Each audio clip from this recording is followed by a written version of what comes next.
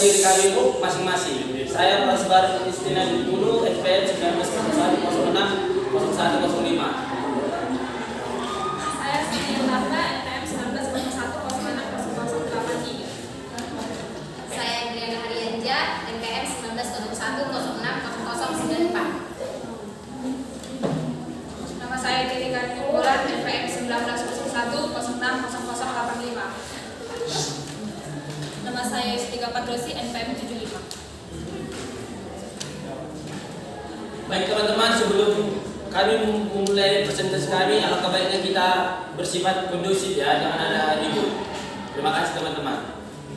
Selanjutnya kita akan mendengarkan video.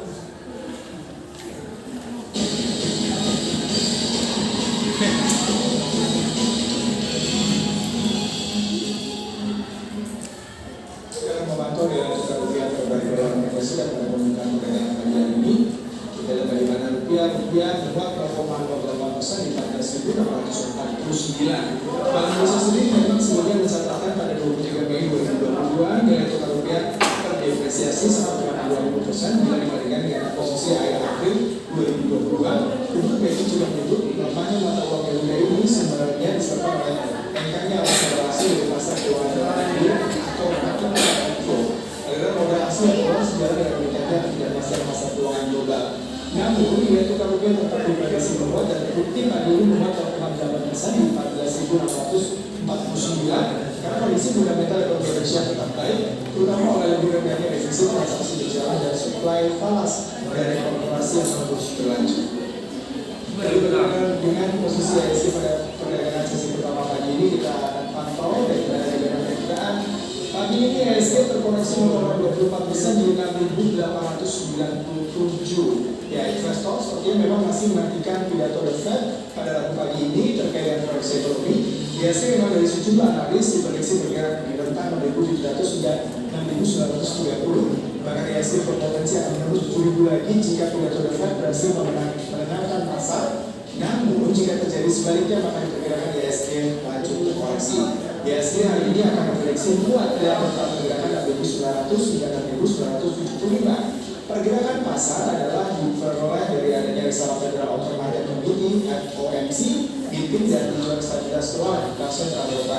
Harga komoditas serta reaksi pasar terhadap keputusan BI memenangkan suku bunga 3,5% akan mewarnai pergerakan bursa saham pada Rabu ini.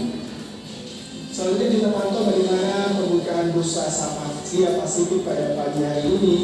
Kita lihat semua seperti yang lebih jauh bocoran Nikkei di 0,22% di 26,688, sementara Hansen, Shanghai Composite dan Kospi semua menguat dari rentang 0,17% hingga 0,82%. Selanjutnya bursa Asia terutama Jepang dilihat dari data pembacaan awal aktivitas manufaktur yang tergambarkan pada Purchasing Manager Index pada Mei 2020 yang sedikit terkoreksi menjadi 53,2%. Terjadi Nikkei terkoreksi 0,22% dan agak jauh memang terkoreksi sekali 3,5%. Pada perdagangan Selasa kemarin, perusahaan produsen kendaraan yakni Toyota mengatakan akan memangkas produksi globalnya sekitar 100.000 hingga 850.000 pada Juli karena kekurangan semikonductor.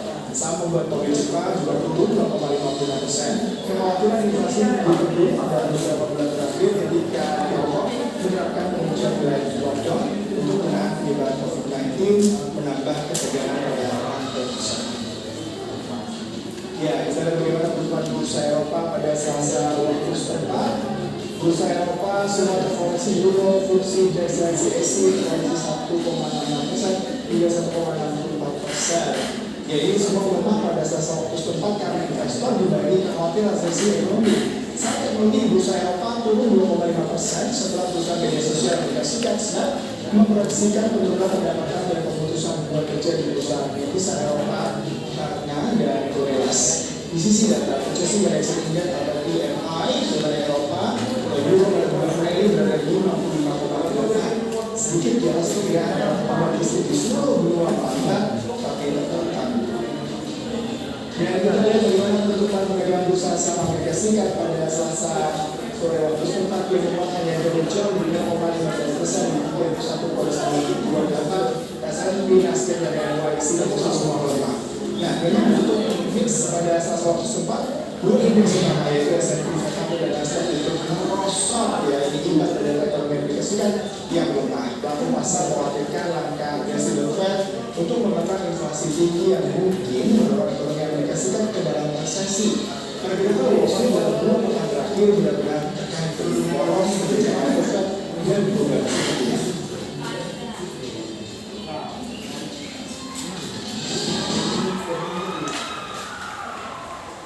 Baik teman-teman, itu sekian video dari krisis moneter internasional. Selanjutnya akan dibahas melalui teman kami.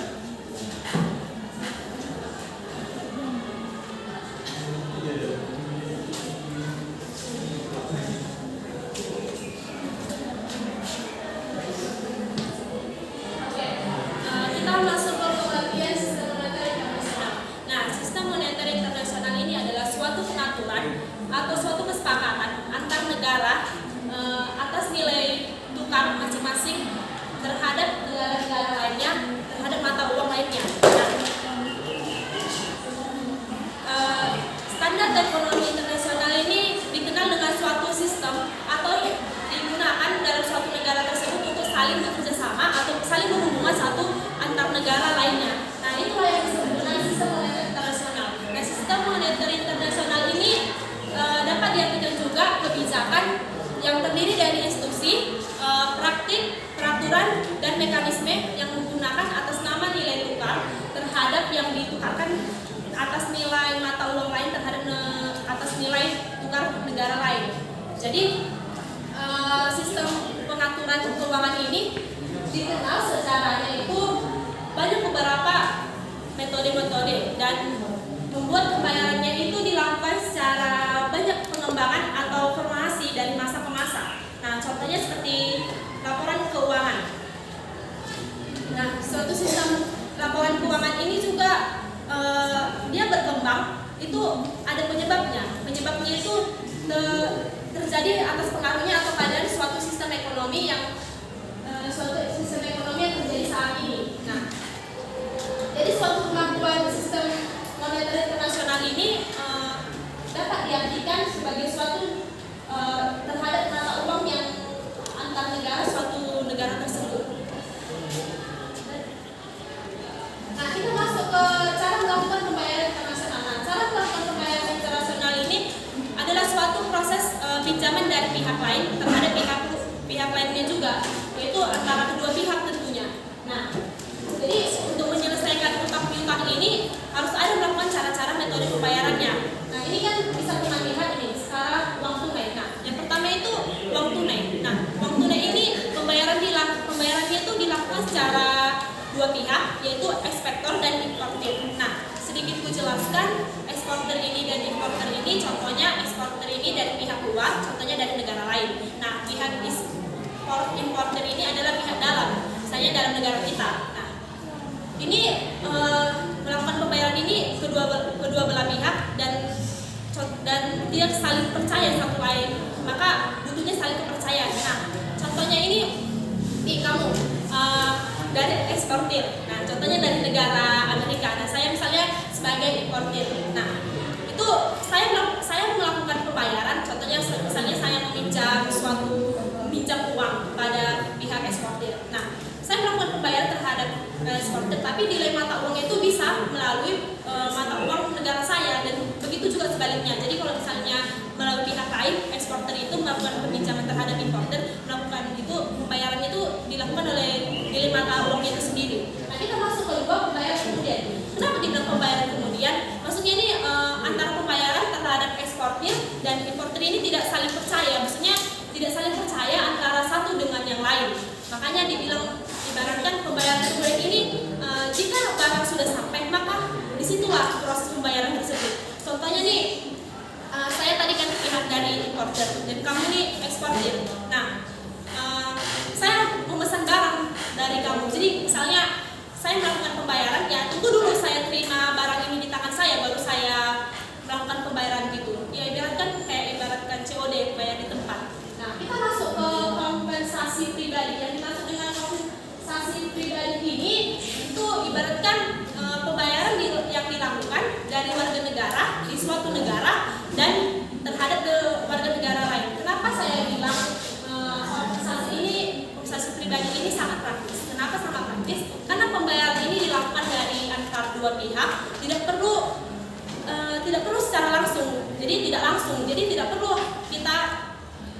atau melakukan pembayaran itu berpindah-pindah tempat. Jadi perlu pembayaran itu ya di masing-masing tempat. Contohnya yang saya bilang, saya di Indonesia, kamu di London. Nah, misalnya ya pembayaran kita kamu yang masing-masing negara. Contohnya kamu London negara kamu, dan saya misalnya yang di Indonesia gitu. Jadi kita melakukan pembayaran secara pribadi. Yang melakukan secara pribadi ya itu inter kita. Misalnya kita melakukan pembayaran secara transfer gitu kan. Nah, kita masuk ke slide berikutnya. Nah, letter of credit. Nah, letter of credit ini dominannya ke bisnis. Nah, kalau misalnya dibilang ke bisnis, misalnya perdagangan internasional. Nah, perdagangan internasional importer ini, nah ini melakukan peminjaman pemohonan terhadap bank. Dan jadi kalau misalnya perdagangan internasional ini, bagian importer ini melakukan peminjaman pemohonan terhadap suatu bank dan bank ini setuju melakukan permohonan peminjaman tersebut, maka suatu bank itu dikeluarkan letter of credit terhadap suatu perdagangan itu. Maka itu melakukan peminjaman dari suatu usaha tersebut. Nah, prosesnya ini ya cukup mudah, ya perlu diajukan, importer itu mengajukan permohonan terhadap suatu bank dan pihak bank mengeluarkan letter of credit terhadap suatu eksternal tersebut. Nah, jadi ini prosesnya ini akan dijelaskan oleh teman saya.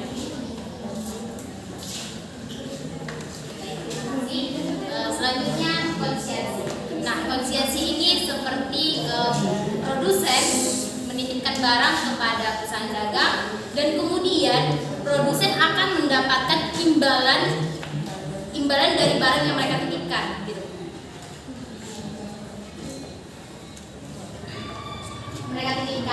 Nah, konsiasi ini sebenarnya merupakan dari pembayaran internasional gitu, dari perdagangan internasional. Nah, sesuai dengan barang yang mereka titipkan kepada konsumen atau barang dagang itu, mereka akan mendapatkan imbalan karena barang mereka telah diberikan kepada si pihak konsumen.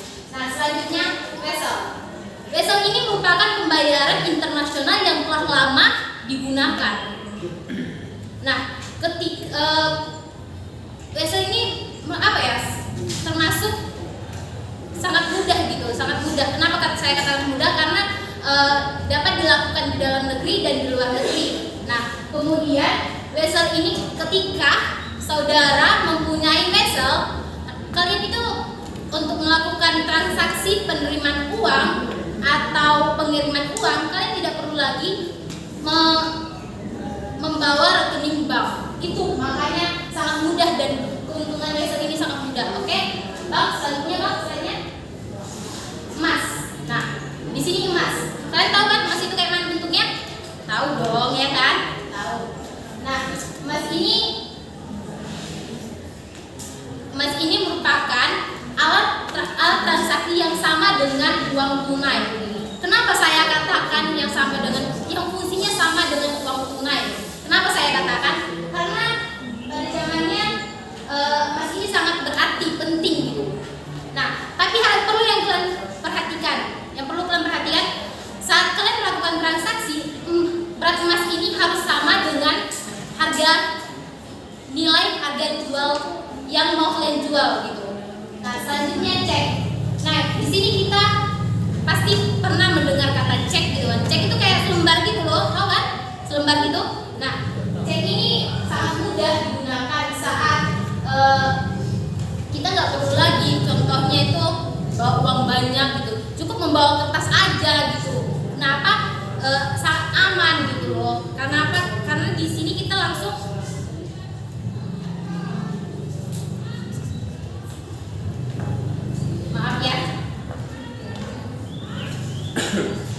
cek merupakan alat pembayaran internasional yang bisa digunakan gitu.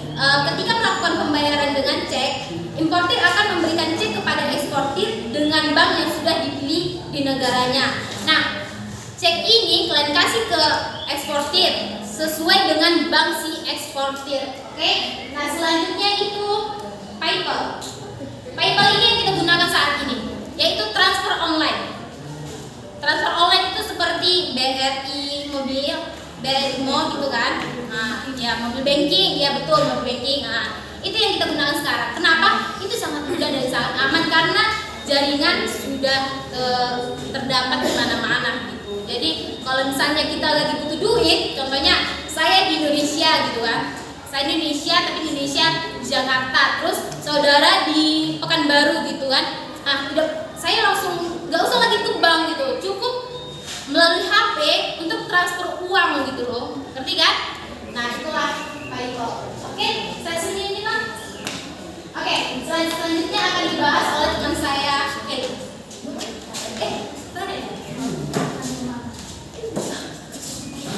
Baik, standar moneter ekonomi, standar moneter internasional adalah standar sistem moneter berdasarkan atas standar nilai uang di suatu negara atau sebagai dasar satuan sistem moneter yang berbunyi sebagai alat pembayaran ukuran nilai dari jumlah uang berbeda. Dimaksud di sini yaitu sebagai dasar satuan uang dalam sistem ekonomi yang berbunyi sebagai alat pembayaran ukuran nilai dan pengendalian uang beredar. Standar moneter juga dapat diartikan sebagai standar dari otoritas moneter. Dalam hal ini bank sentral perlu mengatur dan membedakan jumlah uang yang beredar dengan ciri-ciri yaitu jenis uang, peredaran uang, dan jumlah uang yang beredar. Terus standar emas. Standar emas adalah satuan dasar nilai mata uang ditetapkan berdasarkan jumlah emas. Standar yang dimaksud dalam hal ini yaitu standar emas, standar yang digunakan oleh pemerintah untuk mengukur kekayaan, yaitu berupa seberat emas. Jika seberat emas itu banyak, berarti menandakan negara tersebut makmur atau kaya, memiliki kekayaan yang banyak. Jadi standar emas ini diperlukan pada zaman masa lampau karena memerlukan emas sebagai alat tukar yang sah dan tidak memerlukan uang kertas pada masa itu. 2. Standar kertas. Standar kertas adalah sistem keuangan yang mengatur uang kertas sebagai alat tukar atau pembayaran yang sah dan tidak terbatas. Dalam standar kertas, standar yang digunakan pemerintah untuk mengatur jumlah uang kertas dan memiliki standar kertas tidak dapat ditukar dengan logam mulia yaitu berupa emas dan perak. Pemerintah juga tidak mengukur seberapa banyak dari emas, melainkan seberapa banyak uang kertas yang beredar atau mencetak uang beredar tersebut di negara tersebut. Salah satu negara yang menganut standar kertas atau sistem moneter internasional adalah Indonesia.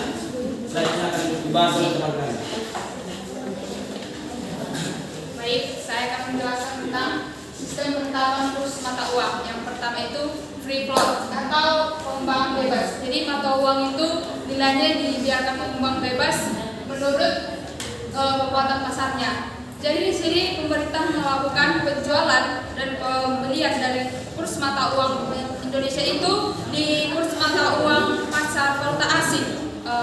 Pemerintah melakukan hal tersebut agar nilai mata uang Indonesia itu mengalami kestabilan. Jadi faktor yang mempengaruhi free float ini yang pertama yaitu perubahan ekonomi dan inflasi.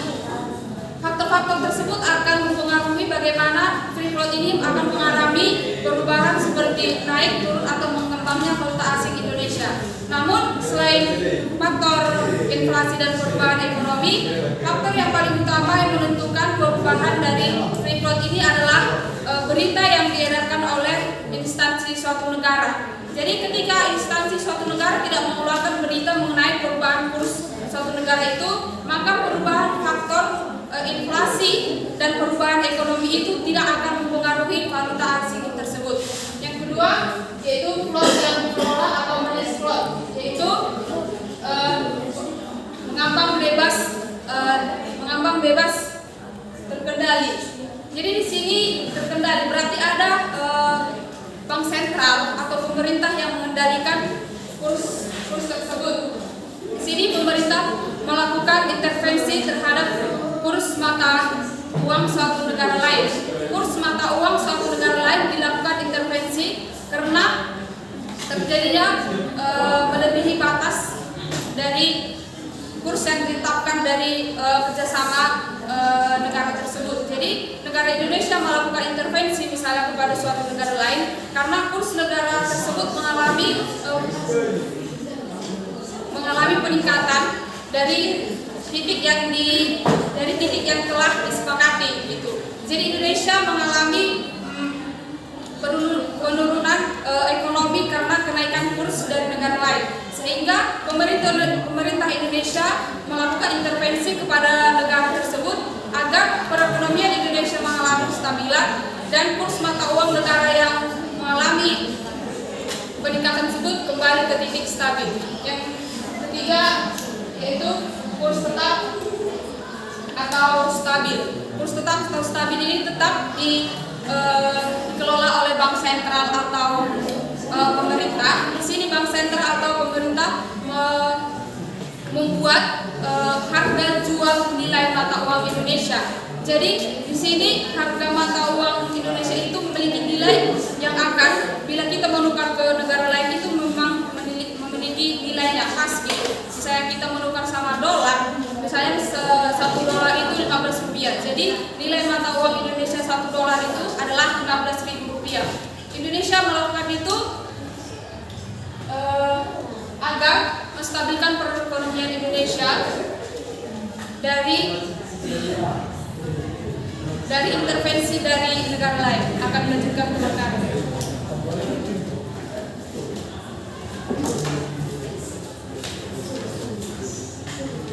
Baiklah, selanjutnya akan saya jelaskan yaitu tentang sistem penetapan kurs mata uang yang kelima. Nah, di sini kita melihat adanya perjanjian jangka target tertentu atau sering ini disebut sebagai target zone.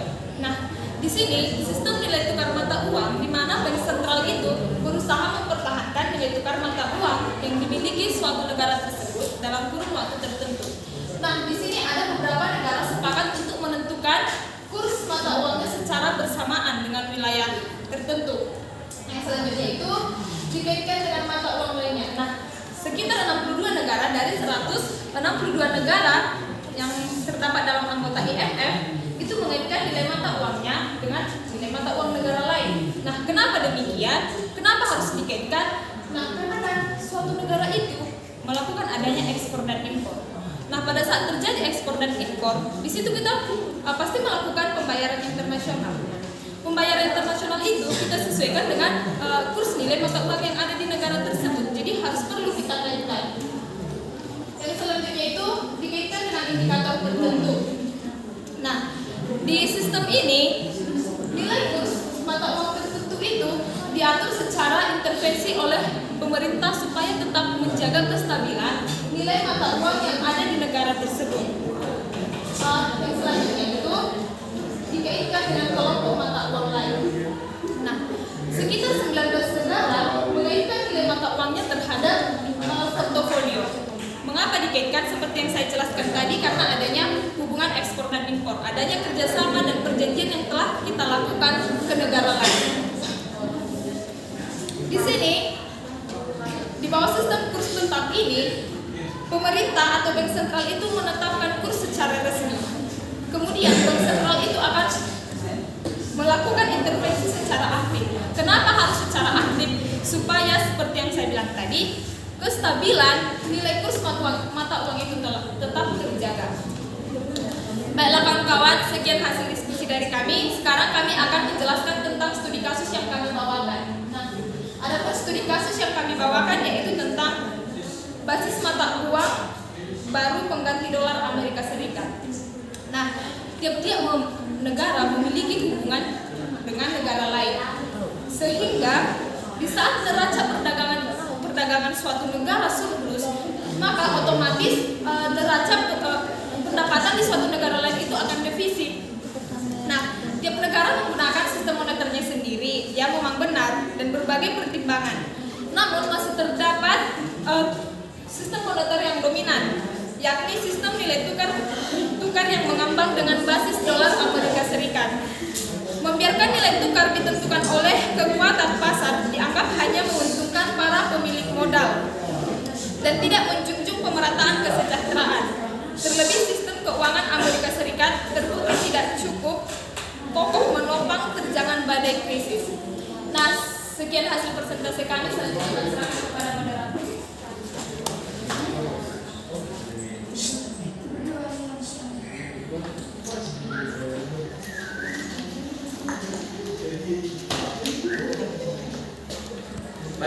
sekian dari hasil presentasi kami. Kemudian akan dibacakan kesimpulan dari teman-teman.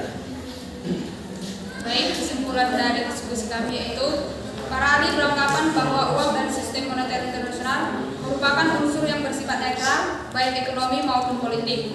Namun, anggapan ini tidak terkendali dalam ekonomi modern sekarang. Karena waktu kita melakukan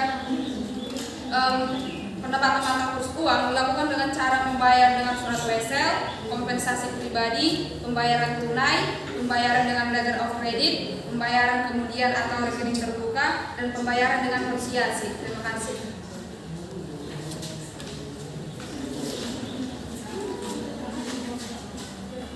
Baik teman-teman, demikian hasil presentasi kami. Jika ada kesalahan, kami mohon maaf.